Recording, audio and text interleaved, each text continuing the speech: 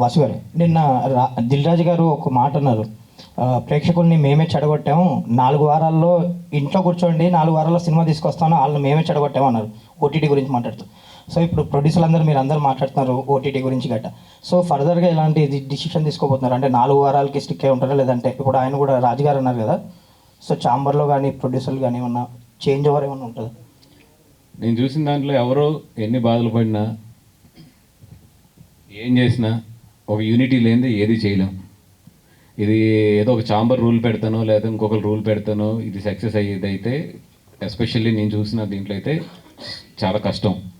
అది exhibitors producers అందరూ కూర్చుని దాని ఒక హిందీలో ఎట్లాగైతే రూల్ వచ్చిందో ఇప్పుడు 8 వీక్స్ లోపు ఇస్తే కనుక మేము థియేటర్లు ఇవ్వము అని చెప్పి ఒక రూల్ వస్తేనే తప్పితే సక్సెస్ అవ్వలేదు. అట్లాగే ఏదైనా ఒక కంట్రోల్ చేయగలిగిన ఒక రూల్ వస్తే తప్పితే ఇక్కడ ఎదరికెళ్ళాం.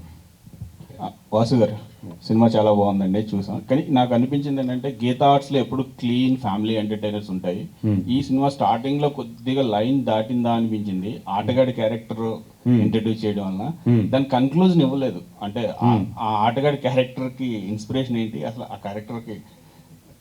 మా ఆటగాడు పోటుగాడు డైరెక్టర్ గారే. ఇది నాకన్నా కూడా ఆయన అయితేనే బాగా చెప్తాను. అంటే మీ గీతా ఆర్ట్స్ లో అన్నప్పుడు లేదండి, అంటే అక్కడ కూడా ఒక లైన్ మీద ఆడాం, లైన్ దాటి అయితే ఆడలేదు అనుకుంటున్నా.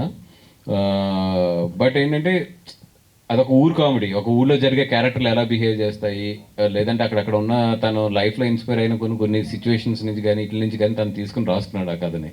తనకి ఎక్కడో ఏదో ఇన్స్పిరేషన్ ఉంటుంటుంది ఇలాంటిది. ఇన్స్పిరేషన్ ఎక్కడి నుంచి వచ్చింది అసలు? ఇన్స్పిరేషన్ అంటే అదే ఎవరో ఒకరు అడుగుతారు కదండి, నన్ను అలాగ అడిగిన ఒకడెవడో అడిగాడు అక్కడ ఊర్లో. అది అంతేనండి. తర్వాత కంక్లూజన్ ఉంటుందండి, ఎడిటింగ్లో తీస్తారు, చాలా ఎంటర్టైనింగ్ ఉంటుంది. అది ఎడిటింగ్లో తీస్తారు సార్. అదే ఆర్యా డి అని ఒకటి వస్తుంది, సారీ ఐడి అని ఒకటి వస్తుంది, అప్పుడు దాంట్లో ఇవన్నీ వస్తాయి మొత్తం. నితిన్ గారు సార్, సినిమా పార్ట్స్ బాగా ఉన్నాయి. అంటే బావగారు చూసారా సినిమా? చూసి ఏమన్నా మీ సీన్స్ ఏమన్నా కొన్ని సీన్స్ ఏ సీన్స్లో బాగున్నాయని చెప్పారా ఎన్టీఆర్ గారు?